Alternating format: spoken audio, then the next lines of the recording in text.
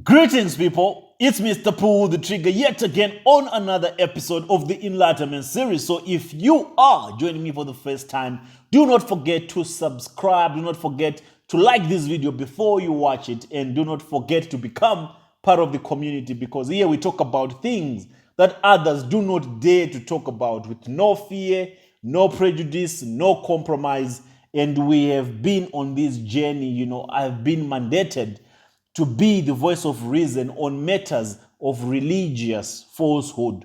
Africa has become the hotspot of religious falsehood. We have had these clowns, these vagabonds, these pulpit bandits who have taken over this landscape of Christianity and who have been fooling people, manipulating people, leading people astray. These are just mere dropouts, young individuals who graduated into becoming professional con artists, who have seen an opportunity in this religion called Christianity to lie to people, to deceive people, to manipulate people, and to take people for a ride using God as a proxy. So I have taken upon this mandate, and I have taken upon this responsibility to scatter the table, to make sure that we expose all the falsehood that has been happening in the Church of God. Without further ado, I'm going to let you listen to a testimonial that was given by a former pastor who was initiated in Nigeria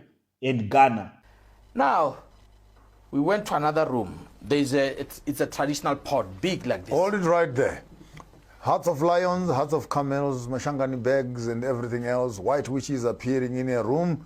The man is looking for power, a pastor of the Christian church on his journey. Yeah, this is also Shuba. Let's hear more from Pastor Ramabulane. What happened when he entered the other room and there was a big bucket there? Boom! Pastor Ramabulane gets a shock of his life. He walks in a room and finds the room is full of people that he did not live there. And then they were going to give you a money ritual. Yes. Here you are now with a big bag. Ghana must go, a mashangani bag. What were you supposed to put in that bag?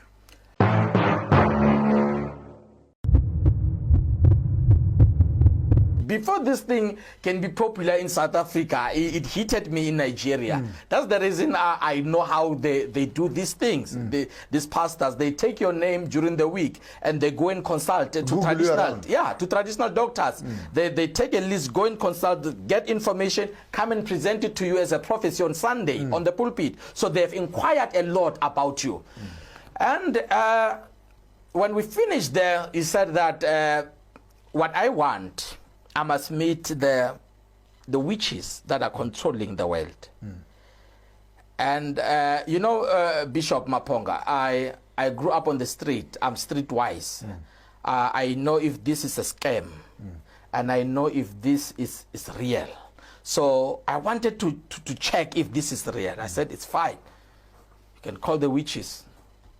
Then you organize that at night I should come, because I was staying closer. At night we came. You know what, Bishop? We were in a room like this. You enter. There was nobody, literally. Then after entering, they said I must move out. They gave me the key. They locked. I stood there. After some time, they said, no. Come in. Yeah, the witches have accepted you. Come in. Bishop, when I came in... Back into the room. Yeah, it's a room like this. It's closed, it's wall. And you could see, there's just fire there, candles. When I came in, Bishop, I saw old people with white hair, wearing white, like white clothes. There were men, about 12, seated there. I don't know where they came, how they came, because they gave me a key and said, you sit there. Now, when they came, they said, these are the witches that controls the world. They are called white witches. Said in the witches fraternity, there are two groups. There is the black witches and there's the white witches. Now, the black witches are the ones that are punishing people, like accident, like all those sickness.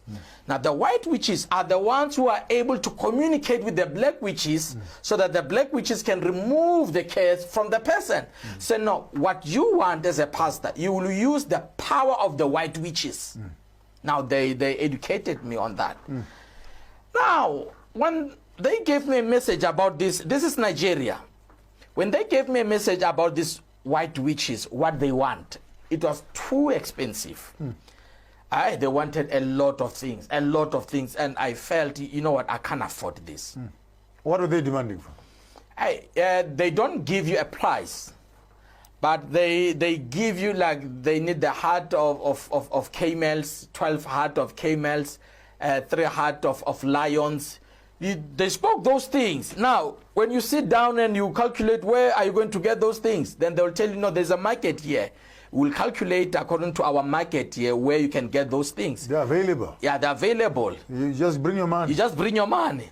So when they calculate, it was a huge amount, Bishop. Then I said, I don't have this because of the number of the things that they were requiring.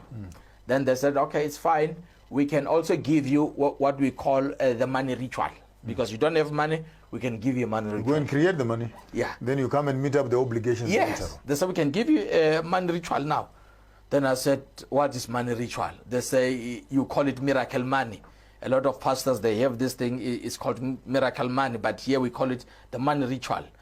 Then I said to them, yeah, can you do this money ritual? Because when I came, they said I must bring a big bag. You know, this, we call it Ghana must go. In their language, they call it Ghana must go. Here in South Africa, it's Machangani bag. Yeah, the big said, bring it, we're going to bless you with something to take home. Now, we went to another room. There's it's a traditional pot, big like this. Hold it right there. Hearts of lions, hearts of camels, Mashangani bags and everything else. White witches appearing in a room. The man is looking for power. A pastor of the Christian church on his journey. Yeah, this is also Shuba. Let's hear more from Pastor Ramabulane. What happened when he entered the other room and there was a big bucket there? Boom! Pastor Ramabulane gets a shock of his life. He walks in a room and finds the room is full of people that he did not live there. And then they were going to give you a money ritual. Yes. Here you are now with a big bag. Ghana must go, a Mashangani bag. What were you supposed to put in that bag? In the bag, they promised that I will put the money that the spirits will give me. So you carry the bag with you. It's still empty by then. Yeah, it's still empty. Now we are going. But this is the amount of money you're going to be carrying. Yes, they told me that you must bring the biggest bag that you can. That you can find. Yeah, the spirits will give you money. Wow. So that you should use that money. I believe that, and now we went to this room. It's locked also, locked. Small room with traditional pot, big traditional.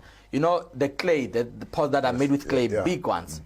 Now, they took something that looked like powder, and there was a small window there. They took something like powder and put it there, and they speak their incantation. Speak their incantation. Then they said I should close the... before I could close the door, I must cover with a white cloth. Must cover those pots with a white cloth. I cover it with a white cloth. Then they said I must move out. And remember, when you enter those rooms, you knock 3 times. You don't just, there's some principles. You knock 3 times. Then after knocking, you enter by reverse. You don't enter looking. You enter like backwards. Yeah, that's what I did. Then from then I closed there. Then after closing, I stayed at the door because they said you must stay here. After some time, they said now the spirits have accepted your prayers. Go there, open. I unlocked. Bishop, when I opened that door, those pots, 3 of them, they were full to capacity with money, fresh money. If somebody could have brought that money, I could have seen him passing by. Or if he brought it by window, but it's a small window, nobody can enter there, full of money. Then I looked, and it's not Nigerian dollar. US dollars. US dollars, South African dollars, South African rands. Now, they just open small, like open and you see it. Then I'm so excited. And I said, can I take this? I said, no, you can't. This money must be cleansed. If you can take it like this, it will be a problem to your family. It will start to kill people. Now, they said this money must be cleansed. Okay, cleansed how? You need to do some rituals for you to clean this money. Now I'm confused, Bishop. 2 things. I saw those witches. Now this is money, and I can't afford. You understand? The money they're looking for, but here is it. Yeah, here is the man. But in my mind, I said, no, man. If these people are looking for money, why can't they just take this money and use it? They said, no, we can't use this money. It must be cleansed. Now, I said to them, what must I do now? They said, no, if you don't afford all this, then you must join, like to be part of the family. Then to join, what is it that is needed? To join, you need a goat, a chicken. They do all those rituals for you to be part of the family. Now, once you have joined, you are part of the secret society. Now, when you are part of the secret society, there will be some benefits that you will get there, and you'll also have to be loyal to them by sending money that you are making wherever you are. Yes. So that's... You get an initiation. Yeah, you get initiated. To have access to the family. Yes. Now, I accepted to join, and I bought all that was needed. The goats and everything. The goats, yes, and dry gin and everything. And the day came where I was going to be initiated. They called. How long were you in Nigeria? A week or two? I think it was more of 2 weeks, but I've been in and out Nigeria. Okay. Because but for this ritual? Yeah, for this year, it was about 2 weeks. Then they slaughtered. You have to call your name, your parents' name. You are a son of so and so. You have to give them your date of birth, and they have to do a ritual where they connect you with your star. That's what they said. So they end up killing a dog. A dog was sacrificed there. A dog? A dog, yes. A dog was sacrificed on what they believed it was the god of iron, which represent the devil. There were 3 types of altars there: the god of thunder, the god of iron, and the marine, the water spirit. Now, the god of thunder, it was the one that you just sent fire. You know, this thing of vuta. You just see fire coming out here, and it eats everything. That's where they do that. That's where they get the power there. Yes, the power. And the god is the god of thunder. The god of iron they call it the devil. Yeah, now the devil is where you curse people. That is where this... You die. Yeah. If you speak anything against me, you die. Yeah, so if you hear somebody saying those things, and say, I mean, they know what they're going to do on that altar. That is where they sacrifice a dog. And they split the blood of the dog, and part of all the sacrifice you have to eat. And it's mixed with muti. You eat, and before you eat, you bite, and you throw down. Then they take from down, they put it here, and they put it here. Then you eat. I mean, you don't just eat. It is not a normal procedure. It has certain rules. Then from then, when you finish that comes a woman who comes into the room. They say close your eyes. I mean, a woman comes into the room, close your eyes. You just close your eyes, and they give you water. You drink. That's part of the initiation. So you don't know whether this water is part of her urine or is part of maybe her armpits. But you close your eyes when that woman comes. There's a woman. She does what she does. She does what she does. She gives you water to drink. She just gives you water to drink, and you just have to drink that. And after eating a dog, why are you afraid of drinking water now? Yes. So those are the procedures. Then from then there was a big pot where they said I will be cooked there. They put fire. It's a drum, steel drum with water, and you could see the steam coming out. You touch the steam, it's hot. And they said, now we're going to put you there. But before, I was smeared with this muti. When they put me there, I could not feel the heat. The water was cold, literal cold. That's what happened. I stayed there for They cooked you? Yeah, they cooked me. They said, now we are cooking you so that no bullet will enter you. You'll be strong. That's what they said. So after that, they took me out. Then after taking me out, they took a machete, and that's where they did all these 3 signs here. They cut you there? Yeah, they cut me here, and the blood that came out of here was put into the cowries, and those cowries were thrown into the water to connect me with the water spirit.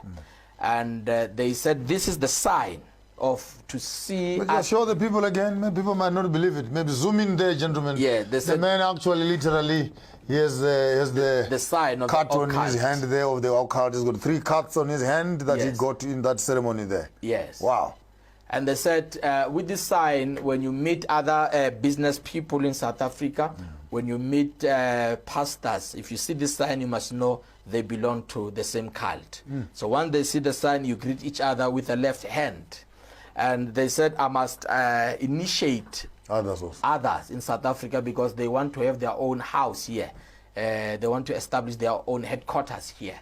And I asked them, how will that happen? So no, people who want power, people who want wealth, you initiate them and you get a stand, a house, that will be our temple there. So that every month will be coming there. Then I came back, they gave me a head of a pig so that it will attract people. And it was smelling because of in Nigeria it's very hot. It was smelling. And when it started to smell at the airport, people were not comfortable. But in Nigeria, coming here, it was easy. I mean, Nigerians, most of them, they take their traditional herbs, they come with them here. When we arrived at the OR Tambo, the pastor who took me there was able to bribe the officers there so that we can just pass. And we passed, we came to the church, we buried it. How did you do that? We were using a tent. So, A tent? Yeah. So it was easy to dig at night, just to bury it there. Inside the church. Yeah, inside. They said you should Why bury did it you? inside. Why a head of a pig now? They said the head of a pig is, I don't know why specifically the pig, but it says when people, when it gets rotten, it will be how it will attract people. So I don't know why specific a pig. Then when, within 2 months after I've buried it, Bishop, I started to see people coming.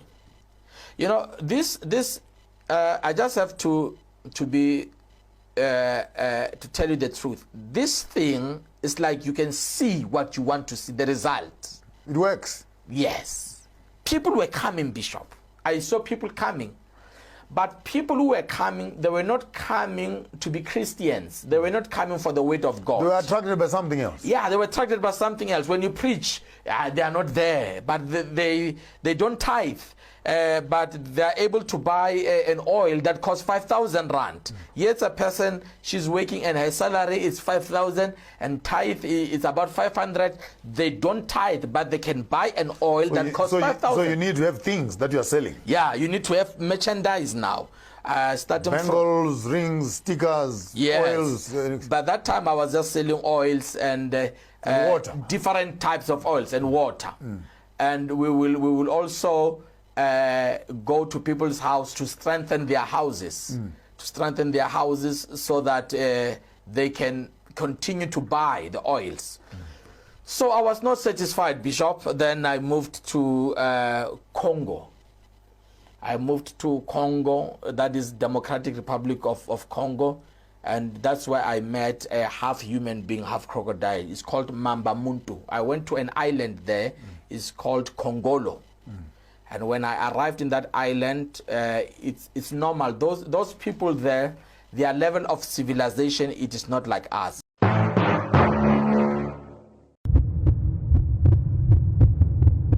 Need I say more? And if you are first on this platform, please do not just come and watch. Don't forget to subscribe. Don't forget to hit the like button. Don't forget to become part of the community as we embark on this journey to set Africans free as we fight against falsehood in the Church of God. So till I meet you again on the next episode of the Enlightenment series, it's Mr. Pull the Trigger. I'm out.